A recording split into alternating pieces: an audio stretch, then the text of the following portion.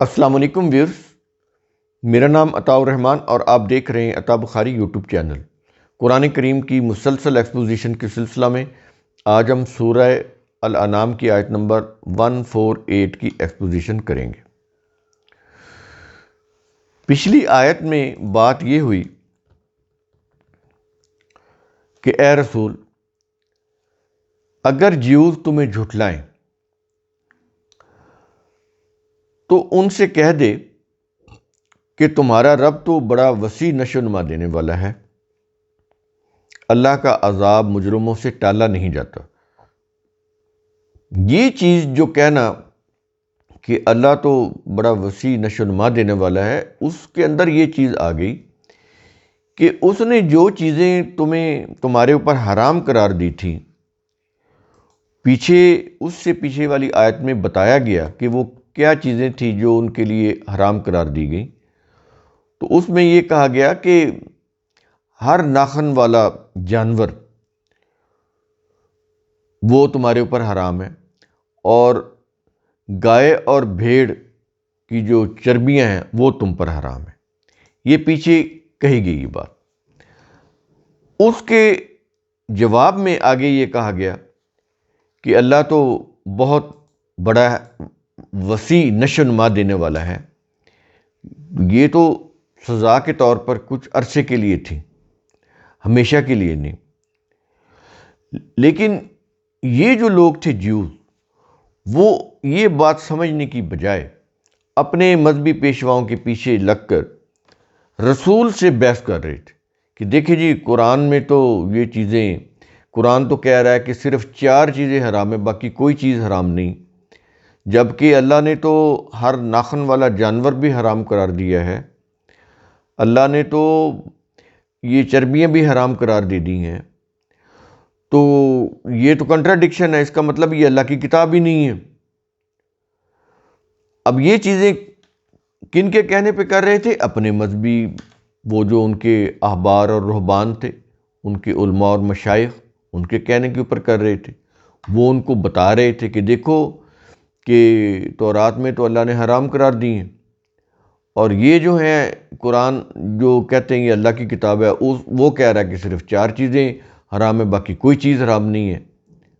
تو اس کے تناظر میں بات کہی جا رہی ہے کہ یہ جو لوگ بحث کرتے ہیں اور شرک کی روش اختیار کیے ہوئے ہیں، یعنی جو چیزیں اللہ نے، ظاہر اللہ کا اختیار ہے نا چیزوں کو حرام کرنے کا، حلال کرنے کا، یہ اختیار اس نے انسانوں کو نہیں دیا۔ سو مچ سو کہ انبیاء کے پاس بھی یہ اختیار نہیں، خدائی اختیار میں سے کوئی بھی اختیار کسی نبی کے پاس نہیں تھا۔ چیزوں کو حرام اور حلال قرار دینے کا اختیار اللہ کا ہے، اور اس نے وہ چیزیں بتا دی ہیں اپنی کہ کیا چیزیں اللہ نے حرام قرار دی ہیں۔ نبی اپنی طرف سے کسی چیز کو اپنی طرف سے ذاتی اپنے کسی سوچ سے، نظریے سے نہ حرام کر سکتا تھا نہ حلال کر سکتا تھا۔ جب کسی نبی کے پاس یہ اختیار نہیں، تو کسی قوم کے علماء اور مشائخ کو کیسے یہ اختیار دیا جا سکتا ہے؟ اگر وہ یہ ایکسرسائز کریں گے، اس اتھارٹی کو ایکسرسائز کریں گے، تو ظاہر یہ شرک کہلائے گا۔ اس لیے اس آیت، یہ جو آیت ہے آج کی جس کے اوپر ہمارا لیکچر ہے، اس میں ان کو مشرکین کہہ کر مشرکین کی تردید کی جا رہی ہے، اور پھر اس آیت کے اندر مشرکین کی ایک اور ہٹ درمی بیان کی جا رہی ہے، اور ان کا مائنڈ سیٹ بتایا جا رہا ہے کہ بجائے اپنی اصلاح کرنے کے، بجائے اپنی غلطی ماننے کے، آگے وہ دلیلیں کیسے دیتے تھے۔ یہ چیز سمجھ لیں کہ آج بھی یہی مائنڈ سیٹ چل رہا ہے۔ کہیں کسی جگہ کے اوپر آپ قرآن کی بات کر دیں، پھر دیکھیں اس کی مخالفت کس کس انداز سے ہوتی ہے۔ قرآن کے مقابلے میں اگر کوئی آپ کسی کو روایت سنا دیں جس کو یہ حدیث بولتے ہیں، ہم تو اس کو حدیث نہیں بولتے، حدیث قرآن کے اندر ہے۔ یہ جو کہہ رہا نا رسول کو کل اے قید، یہ کل جو ہے نا، یہی قول رسول ہے۔ قرآن کے اندر ہی حدیثیں، باہر نہیں۔ یہ جو ایرانی روایتیں ہیں یہ حدیثیں نہیں ہو سکتی، یہ روایتیں ہیں۔ میں بھی ان میں کچھ صحیح ہو، لیکن ہمارے پاس کوئی اس کا پیرامیٹر نہیں کہ جس سے ہم چیک کر سکیں۔ صحیح بھی ہو سکتی ہے، میں بھی غلط بھی ہے، وہ ظنی چیزیں ہیں، قطعی نہیں ہے۔ قطعی چیز، حتمی چیز، فائنل وہ قرآن ہے، روایات یا روایات کی کوئی کتاب نہیں۔ تو مشرکین کی اب بات ہو رہی ہے، کیونکہ یہ مشرک ہیں جو اپنی طرف سے چیزوں کو حرام اور حلال قرار دیتے ہیں۔ پھر ان کا ایک مائنڈ سیٹ اس آیت کے اندر بتایا جا رہا ہے، تو وہ کیا ہے آگے ہم جب اس کو شروع کریں گے تو آپ جان لیں گے قرآن کس طرح ان کے مائنڈ سیٹ کو سامنے لا کر سمجھاتا ہے۔ سورہ الانعام آیت نمبر 148 الفاظ ہیں، سَيَقُولُ الَّذِينَ أَشْرَكُوا، جن لوگوں نے شرک کیا وہ عنقریب کہیں گے۔ اب جن لوگوں نے شرک کیا اس میں ٹاپ پہ وہی لوگ آ جاتے ہیں نا جنہوں نے اپنی طرف سے چیزوں کو حرام اور حلال قرار دیا۔ سب سے بڑا شرک، پیچھے یہی بات چلی آ رہی ہے نا، تو اسی کا تسلسل آگے آ رہا ہے، اور اسی کے تناظر میں یہ آیت کو رکھ کے دیکھا جائے گا اسی سیاق و سباق کے اندر، کہ جن لوگوں نے شرک کیا وہ عنقریب کہیں گے کیا؟ الفاظ ہے، لو شاء اللہ، اگر اللہ چاہتا۔ اب ان کی ذرا مائنڈ سیٹ دیکھیں کس طرح وہ بات کرتے ہیں، کیا دلیل، ان کی دلیل کیا ہے، ان کا مائنڈ سیٹ کیا ہے، سنیں۔ اگر اللہ چاہتا کیا یہ رہا ہے، ما اشرکنا ولا آباؤنا، نہ ہم شرک کرتے نہ ہمارے باپ دادا شرک کرتے۔ اگر اللہ چاہتا تو ہم شرک ہی نہ کرتے، ہمارے باپ دادا بھی شرک نہ کرتے۔ اس کا مطلب یہ ہوا کہ اللہ نے چاہا تو ہم نے شرک کیا نا، اللہ نے چاہا تو ہمارے باپ دادا نے شرک کیا نا۔ اگر اللہ نہ چاہتا تو ہم نہ شرک کرتے، یہ تو اللہ چاہتا تھا۔ تو بات سمجھ رہے قرآن کیا کہہ رہا ہے کہ اگر اللہ چاہتا تو نہ ہم شرک کرتے نہ ہمارے آباء و اجداد باپ دادا شرک کرتے۔ اور اگلے الفاظ ہیں، کیا یہ رہا ہے، ولا حرمنا من شیء، اور نہ ہی ہم کسی چیز کو حرام قرار دیتے۔ یعنی اب جو انہوں نے جو کچھ کیا اس کا الزام اللہ پر دھر رہے ہیں کہ اللہ نے چاہا تو ہم نے شرک کیا، اللہ نے چاہا تو ہمارے باپ دادا نے بھی شرک کیا، اللہ نے چاہا تو ہم نے چیزوں کو بھی حرام قرار دیا، ورنہ ہم تو کسی چیز کو حرام قرار نہ دیتے۔ یہ دلیل دے رہے ہیں وہ۔ آج یہی دلیل اسی انداز سے ملتی جلتی یہی چیزیں، یہی باتیں ہم کر رہے ہیں۔ جب بھی آپ قرآن کی بات کریں گے وہ اسی طرح کے وہ چیزیں نکالیں گے، اسی طرح کی وہ اس میں سے فضول قسم کی منطقی باتیں نکالیں گے۔ یہ منطق نہیں ہے، بیسیکلی یہ دماغ کی خرابی ہے، یہ سوچ کی خرابی ہے، کہ جب انسان کی سوچ ہی غلط ہو جائے گی وہ اس کا زاویہ نگاہ وہ بھی بدل جائے گا، اس کا دیکھنے کا انداز، سوچنے کا انداز، عمل کرنے کا انداز سب بدل جائے گا۔ پازیٹیو انسان پازیٹیو چیزوں کی طرف سوچتا ہے، دیکھتا ہے اور وہ کامیاب بھی ہو جاتا ہے۔ جو نیگیٹو انسان ہوتا ہے وہ تو ہر اچھی چیز میں بھی منفی پہلو نکالتا ہے، اسی لیے وہ ہمیشہ وہ کامیاب نہیں ہو پاتا زندگی میں، وہ ایسے ہی رہتا ہے، ناکامیوں کا شکار رہتا ہے۔ تو یہ بڑی چیز ہے کہ انسان صحیح سوچ رکھنے والا ہو، منفی سوچ والا نہ ہو، مثبت سوچ والا ہو۔ جب آپ مثبت سوچیں گے پھر آپ کے سوال بھی مثبت ہوں گے، پھر آپ کی جو دلیلیں دیں گے وہ بھی مثبت ہوں گی۔ جب دماغ کے اندر منفی رجحان بھرے ہوں، منفی سوچ بھری ہو، تو پھر تو کوئی چیز بھی صحیح نہیں بیٹھتی۔ جو بھی سوچیں گے غلط ہوگا، جو بھی کریں گے غلط ہوگا، اور جو بھی کوشچن کریں گے یا دلیل بنائیں گے یا کانسیپٹ بنائیں گے وہ سب غلط ہوگا، صحیح نہیں ہوگا وہ. پھر اس کا نقصان بھی انسان کو خود کو ہوتا ہے، کسی اور کو نہیں ہوتا. یعنی وہ اپنے آپ کو ہی نقصان پہنچا رہا ہوتا ہے، کسی اور کو نہیں. یہ چیز ہوگی. اس کے بعد آگے کیا یہ رہا ہے کہ کذالک کذب الذین من قبلہم، ان سے پہلے کے لوگوں نے بھی اسی طرح جھٹلایا تھا. یعنی اسی طرح کی باتیں کر کے یہ جھٹلاتے تھے جو ان سے پہلے تھے. یعنی ایک تو وہ تھے نا جو رسول کے دور میں جیوز تھے، کرسچن تھے، تو ایک جو اس دور سے پہلے جو جیوز تھے، کرسچن تھے، اب ان کی بات ہو رہی ہے کہ یہ جو نزول قرآن کے دور کے، رسول کے دور کے یہ جو یہود و نصارہ تھے، ان کی بھی بات ہو گئی، جو یہ کہہ رہے تھے کہ اگر اللہ چاہتا تو نہ ہم شرک کرتے، نہ ہمارے باپ دادا شرک کرتے، نہ ہم کسی چیز کو حرام قرار دیتے. یہ کہہ رہے تھے نا. اب قرآن کہہ رہا ہے کہ صرف یہی نہیں کہ یہ لوگ ایسی باتیں کر رہے ہیں، ان کے جو اکابرین تھے، ان کے جو اسلاف تھے، وہ بھی یہی باتیں کرتے تھے. جن کی یہ انسیسٹر ورشپ کرتے ہیں، اسلاف پرستی میں مبتلا ہے، اور ان کی اسلاف پرستی میں وہی مشرکانہ عقائد رکھے ہوئے ہیں جو ان سے پہلے کے جو لوگ تھے، اسلاف ان کے تھے، اسی کے پیچھے یہ لگے ہوئے ہیں. یہ ان کے اخلاف ہیں. اسلاف ہوتے ہیں جو پہلے والے ہوتے ہیں، جو بعد میں آتے ہیں ان کی پیروی کرتے ہیں، وہ ان کے اخلاف ہوتے ہیں. تو یہ دونوں ایک ہی مائنڈ سیٹ کے لوگ ہیں، کوئی علیحدہ نہیں ہے. قرآن کریم واضح کر رہا ہے یہاں پہ. تو رسول کو بتایا جا رہا ہے، آج ہمیں بتایا جا رہا ہے کہ اس قسم کے مائنڈ سیٹ سے بچ کے رہنا ہے. یہ تباہی ہے تمہارے لیے. اگر تمہارا مائنڈ سیٹ، تمہاری سوچ ایسی ہوئی تو پھر تم دنیا میں بھی تباہ ہو جاؤ گے، آخرت میں تو وہ پرماننٹ تباہی ہوگی نا، دنیا میں بھی تباہ ہو جاؤ گے. اس لیے اپنی سوچ بدلو، اپنا زاویہ نظر بدلو، اپنا مائنڈ سیٹ جو ہے اس کو تبدیل کرو کہ کس طرح کی سوچ میں تم پڑے ہوئے ہو.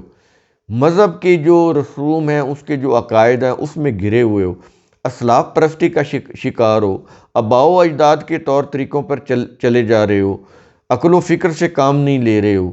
تو سوچو کس طرح کی تم باتیں کر رہے ہو، کس طرح کی تم دلائل دے رہے ہو کہ اگر اللہ نہ چاہتا تو ہم شرک ہی نہ کرتے.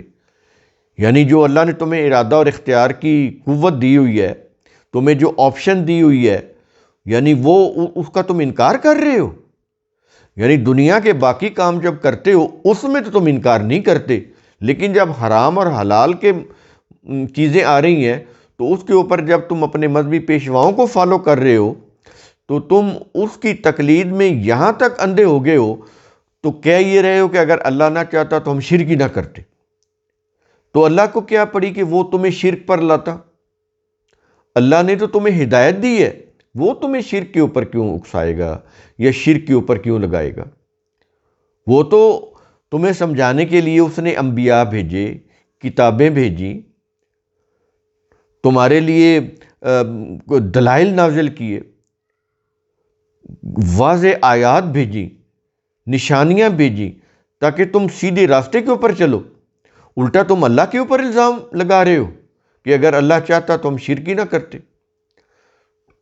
یہ چیز کم و پیش آج یہ ہو رہی ہے. ہم خود غلط کام کرتے ہیں اور کہتے ہیں کہ اللہ کی مرضی. ایک شخص کا ایکسیڈنٹ ہو گیا اپنی غلطی کی وجہ سے، وہ مر گیا، اس کی فیملی بھی اس کی بھی ڈیتھ ہوگی ایٹ دا اسپاٹ، اور لوگ کہہ رہے تھے اللہ کی مرضی. اندازہ لگا رہے ہیں آپ.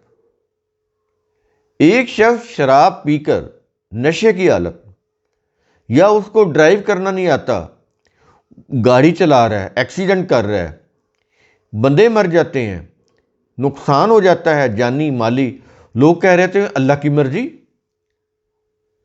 یعنی کچھ سوچتے نہیں ہم کہہ رہے ہیں. تو وہی چیز کہہ رہے ہیں نا جو انہوں نے کہی تھی، کذالک کذب الذین من قبلہم، کہ ان سے پہلے کے لوگوں نے بھی اسی طرح جھٹلایا تھا. جب بھی ان کو کتاب اللہ کی بات کی جاتی تھی کہ یہ اللہ کی ڈائریکشن ہے، یہ انسٹرکشن ہے، یہ اس کی تعلیم ہے، یہ اس کے احکام ہے، تو تم اس کے اوپر آؤ، تو یہی اسی طرح جھٹلاتے تھے جیسے یہ جھٹلا رہے ہیں یا جیسے ان کے اکابرین جھٹلاتے تھے. اچھا، اس کے بعد کیا یہ رہا ہے؟ حتیٰ ذاقوا بأسنا، یہاں تک کہ انہوں نے ہمارے عذاب کا مزہ چکھ لیا۔ اندازہ لگائیں آپ، کبھی غور کریں قرآن کہاں تک بات کرتا ہے۔ کہتا ہے کہ انہوں نے بھی جھٹلایا، ان کے اکابرین نے، ان کے اسلاف نے بھی جھٹلایا، حق کو جھٹلایا، حق کی دلیلوں کو جھٹلایا، اپنی غلطیوں کا الزام بھی اللہ کے اوپر دھرا۔ تو کہتا ہے پھر انجام کیا ہوا؟ کہتا ہے کہ یہاں تک کہ انہوں نے عذاب کا مزہ چکھ لیا۔ اب یہ مزہ ہم چکھ رہے ہیں کہ نہیں چکھ رہے؟ کسی ایک شخص سے مل لیں، وہ امیر ہو یا غریب ہو، پاکستان میں رہتے ہوئے کسی سے ذرا پوچھ لیں، وہ آپ کو ہزار ہزار دکھ سنائے گا۔ مر گئے، برباد ہو گئے، تباہ ہو گئے، نہ کوئی کاروباری سکون سے ہے، نہ کوئی ملازم سکون سے ہے، نہ کوئی بے روزگار سکون سے ہے، نہ کوئی عورت سکون سے ہے، نہ کوئی مرد سکون سے ہے۔ عذاب ہی عذاب ہے معاشرے کی۔ کیا چیز ہے یہ؟ Mindset. قومیں بنتی ہیں مائنڈ سیٹ سے۔ قرآن کریم مائنڈ سیٹ بنانے تو آیا ہے، قرآن ثواب کے لیے تو نہیں آیا کہ آپ پڑھ لیں گے تو ثواب ہو جائے گا، یہ اس لیے نہیں آیا۔ یہ انسانوں کے مائنڈ سیٹ کو نشو و نما دینے آیا ہے، اچھا مائنڈ سیٹ بنانے کے لیے آیا ہے، اچھی تعلیم، اچھی اخلاقی اقدار دینے کے لیے آیا ہے۔ وہ نہیں ہم لے رہے، بس ثواب کی نیت سے پڑھے جا رہے ہیں اس کو کہ ثواب ہوگا، اللہ خوش ہو جائے گا، اللہ جنت دے دے گا۔ عمل ایک بھی جنت والا نہیں ہے، قدم قدم پر شرک ہے، قدم قدم پر کفر ہے، قدم قدم پر ضلالت ہے، قدم قدم پر عقائد، مذہبی عقائد اور رسومات جو زمانہ جہالت سے بھی بڑھ چکی ہیں وہ ہیں۔ تو بس گناہ ثواب کے چکروں میں پڑے ہوئے ہیں، حرام اور حلال کے چکروں میں پڑے ہوئے ہیں، لیکن ہدایت حاصل نہیں کرنی۔ دلائل سننے بیٹھ جائیں تو ایسی دلائل دیں گے کہ انسان حیران ہو جاتا ہے کہ یہ کس انداز سے یہ سوچتے ہیں اور کس انداز سے یہ سوال کرتے ہیں اور دلیلیں دیتے ہیں، کیونکہ کانسیپٹ کلیئر نہیں ہے۔ تو یہ چیزیں ہیں، مائنڈ سیٹ بدلیے۔ اگر آپ نے زندگی میں کامیاب ہونا ہے، اپنا زاویہ نظر، اپنی سوچ، اس کو مثبت بنانا ہوگا، ورنہ پھر اللہ کا جو عذاب ہے، اس کی جو سزا ہے، وہ چکھنے کے لیے آپ تیار رہے ہیں اور چکھ بھی رہے ہیں۔ عافیت میں تو کوئی بھی نہیں ہے، آپ دیکھ لیں۔ ہم تو اپنے ملک کو دیکھیں گے، کسی اور ملک کی ہم کیا بات کریں جہاں پہ ہم رہ رہے ہیں۔ دن رات عذاب ہے، کوئی محفوظ ہے؟ کسی انسان سے دوسرا انسان محفوظ نہیں ہے، جاتے جاتے اس کو نقصان پہنچا دیں گے۔ ایک دوسرے کے خلاف عداوت، بغض، عناد، چغلی، غیبت، یہ ساری چیز، نہ کوئی اخلاص ہے، نہ کوئی مروت ہے، نہ کوئی دلوں کے اندر نرمی، دلوں کی نرمی بھی ختم ہوگی۔ یعنی یہ جو زمانہ جا رہا ہے، یہ جو رکت قلبی ہوتی ہے نا، قلب کے اندر ایک رکت ہوتی ہے، نرمی ہوتی ہے، کوئی ایسی چیز ہونا، آنکھوں میں آنسو آ جانا، یہ چیز بھی نہیں رہی۔ سخت رویہ، سختی، دل سخت ہو گئے۔ قرآن کہتا ہے کہ اتنے سخت ہو جاتے ہیں دل کہ پتھروں سے بھی پانی کے چشمے پھوٹ پڑتے ہیں، ان کے دلوں سے تو ایک قطرہ نہیں ٹپکتا، اتنے سخت ہو جاتے ہیں دل۔ پھر یہ حالت ہو گئی ہے۔ تو اس عذاب سے ہمیں نکلنا ہوگا۔ وہ اسی وقت نکلیں گے جب ہم اپنی سوچ مثبت بنائیں گے، اپنے آپ کا محاسبہ کریں گے، اپنی اصلاح کریں گے، اپنی غلطیوں کو اجاگر کر کے سامنے لا کے ان سے ہٹیں گے، تو پھر بات آگے چل سکے گی۔ ورنہ یہ جو ضلالت ہے، یہ دن بدن اور گہری ہوتی چلی جائے گی، ختم نہیں ہوگی۔ یہ چیز کہنے کے بعد آگے کہہ رہا ہے، کل اے رسول ان سے کہہ دے۔ کیا یہ رہا کہ حل عندکم من علم، کیا تمہارے پاس کوئی علم ہے؟ تم جو یہ شرک کی باتیں کر رہے ہو، مشرکانہ عقائد رکھے ہوئے ہو، اپنی طرف سے چیزوں کو حرام اور حلال قرار دے رہے ہو، تمہارے پاس کوئی علم ہے؟ اس کے بعد کیا یہ رہا؟ فَتُخْرِجُوهُ لَنَا، اگر کوئی علم ہے تو اسے ہمارے سامنے پیش کرو، لاؤ۔ کوئی علم نہیں تھا۔ یہ جو جیوز ہیں، کتنا کچھ انہوں نے لکھا، کتنا کچھ کیا، خدا کی کتاب سے کوئی دلیل نہیں لا سکے۔ وہ اپنی طرف سے جو بھی کتابیں لکھی انہوں نے، وہ اولڈ ٹیسٹمن ہو یا نیو ٹیسٹمن ہو، عہد نامہ عتیق، عہد نامہ جدید، تورات، انجیل، جو بھی انہوں نے لکھی، اللہ کی، یہ تورات اللہ کا قانون ہی تو ہے۔ لیکن یہ جو تورات ہے نا، یہ تو انہوں نے، وہ جو اصل تورات تھی اس کے بہت بعد لکھی انہوں نے، ان کے لوگوں نے۔ وہ تو یہ تو مسمار ہو گیا تھا، یہ جو ہیکل سلیمانی تھا یہ تو تباہ ہو گیا تھا، بخت نصر نے بالکل تباہ کر دیا تھا، کوئی چیز نہیں بچی تھی۔ ہسٹری اٹھا کر دیکھیں، وہ تو انہوں نے بالکل اس کو جلا کر راکھ کر دیا تھا۔ تو یہ وہ اس میں تو وہ خود بتاتے ہیں کہ ہمارا تابوت سکینہ، یہ علیحدہ چیز ہے کہ تابوت سکینہ ہے کیا۔ تو وہ کہتے ہیں اس میں تابوت سکینہ بھی وہ تباہ ہو گیا، اس کے بعد نہیں ملا۔ اس میں تورات کی تختیاں تھیں، وہ بھی تباہ ہو گئیں، وہ بھی نہیں ملی، یعنی سب کچھ جل گیا۔ ہیکل سلیمانی کے اندر جو بھی تھا سب کچھ راکھ ہو گیا تھا۔ یہ تو بہت بعد میں کتابیں لکھی گئیں۔ تو رسول کے سامنے کیا وہ لے کر آتے کہ اللہ نے یہ کہا ہے یا اللہ نے یہ نہیں کہا؟ ان کے پاس تو ان کے مذہب کے علماء کی باتیں تھیں بس، یا ان کی کتابیں تھیں، جو کچھ انہوں نے لکھا تھا، یا جو ان کے عقائد زبانی سنے سنائے چلے آ رہے تھے، ان کی روایتیں وہ تھی ان کے پاس۔ اللہ کے علم اور اس کی کوئی دلیل تو نہیں تھی ان کے پاس۔ اس لیے کہہ رہا ہے، چیلنج دے رہا ہے، اے رسول ان سے کہہ دو، کیا تمہارے پاس کوئی علم ہے؟ اگر ہے تو اسے ہمارے سامنے لاؤ نا، پیش کرو نا۔ اس کے بعد اگلے الفاظ دیکھیں کیا کہہ رہا ہے۔ کیا یہ رہا ہے کہ ان تتبعون الا الظن، تم تو صرف گمان کے پیچھے چلتے ہو۔ یہ ظن، یہ گمان ہوتا ہے۔ تم تو صرف اپنے گمان کے پیچھے، اپنے وہم کے پیچھے چلتے ہو، دلیل تو نہیں ہے تمہارے پاس علم کی، نہ کوئی علم ہے نہ کوئی دلیل ہے۔ ظن ہے، گمان ہے، قیاس ہے، وہم ہے، اس کی تم پیروی کیے چلے جا رہے ہو۔ اس کے بعد آیت کا اختتام دیکھیں کیا کہہ رہا ہے۔ کیا یہ رہا ہے؟ وَإِنْ أَنْتُمْ إِلَّا تَخْرُصُونَ، تم تو صرف اندازے لگاتے ہو، قیاس آرائیاں کرتے ہو۔ یہ ہے تخرصون۔ تخرصون ہوتے ہیں وہ جو اٹکلیں دوڑاتے ہیں، اٹکلیں، وہ کہتے ہیں نا اٹکل پچو لگانا، یعنی کسی بات کا علم نہیں ہوتا، ایسے اٹکل سے کوئی بات کر دینی، اٹکل پچو لگانا بولتے ہیں۔ یہ ہے وہ تخرصون، جو اٹکلیں دوڑاتے ہیں، اٹکل پچو لگاتے ہیں، قیاس آرائیاں کرتے ہیں، کوئی قطعی علم نہیں ہوتا ان کے پاس، ظن ہوتا ہے۔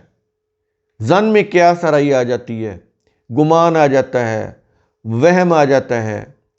تو اس کے پیچھے وہ چل رہے تھے، اندازے آ جاتے، اندازے لگاتے تھے، اندازوں کی وہ پیروی کرتے تھے۔ قطعی علم نہیں تھا۔ آیات مبینات، وہ جو اللہ کے کتاب کی، وہ نہیں تھی ان کے پاس۔ اس لیے کہہ رہا ہے کہ تخرصون، کہ تم تو اٹکلیں دوڑاتے ہو، اندازے لگاتے ہو، تمہاری بات میں کوئی قطعیت نہیں ہے، تمہارے پاس قطعی دلائل نہیں ہے، علم نہیں ہے، دلائل نہیں ہے۔ تو اپنی اصلاح کرو۔ آج یہی کچھ ہم کر رہے ہیں کہ نہیں کر رہے؟ کچھ دلیل ہے ہمارے پاس؟ جتنے بھی ہمارے مذہبی رسوم ہم ادا کر رہے ہیں، کسی سے پوچھے تو صحیح، کوئی دلیل ہے؟ جس چیز کو ہم اسلام سمجھ رہے ہیں، اے ٹو زی میں ایک آدھی بات نہیں کر رہا، میں بہت بڑی بات کر رہا ہوں۔ اے ٹو زی کوئی ایک چیز ایسی نہیں ہے جو قرآن سے ثابت ہو۔ کوئی ایک چیز، میں یعنی مختصر ایک جملے میں بات کر رہا ہوں، اے ٹو زی کوئی ایک چیز جس کو ہم اسلام سمجھ رہے ہیں قرآن سے ہے ہی نہیں۔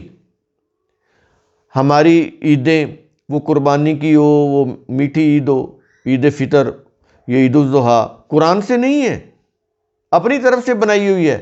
عید میلاد النبی اپنی طرف سے بنائی ہوئی ہے، قرآن میں نہیں ہے۔ میجر یہی چیزیں ہیں نا مذہب کی، اسی سے مذہب آگے چلتا ہے، پروموٹ ہوتا ہے۔ ایسے ادھر آ جائیں، عاشورہ، محرم، قرآن میں نہیں ہے، بنایا انہوں نے، ماتم پیٹنا یہ سب کچھ، اور ادھر ڈھول باجے ناچ، وہ عید میلاد النبی، وہ قرآن میں نہیں ہے ہی نہیں۔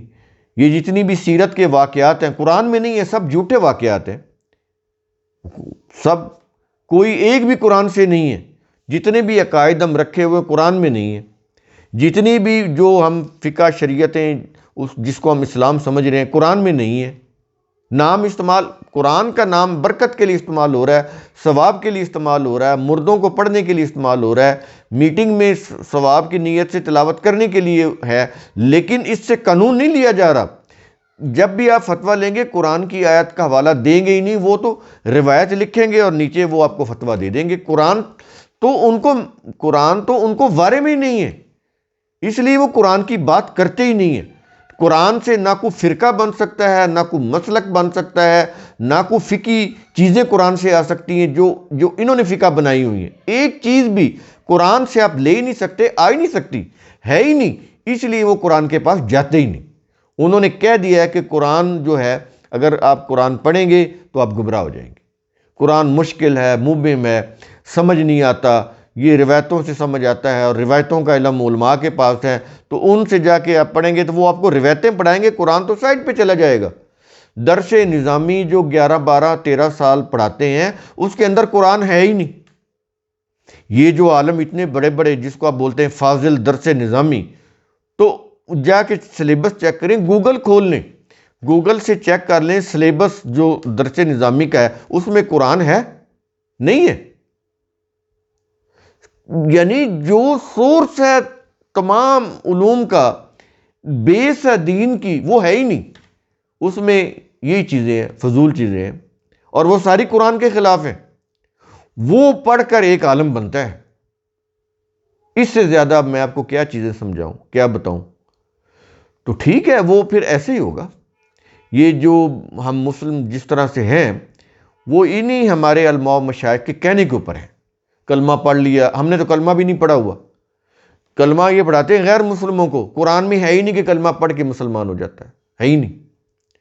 قرآن میں تو اللہ کے ساتھ عہد ہے، جان اور مال کے بدلے اللہ سے عہد کرنا، تو اس کے اوپر کہ میں اپنی جان اور مال جو ہے وہ اللہ کے دین میں یعنی اللہ کے مقصد کے لیے خرچ کروں گا، اللہ کے ساتھ عہد کرنا ہوتا ہے۔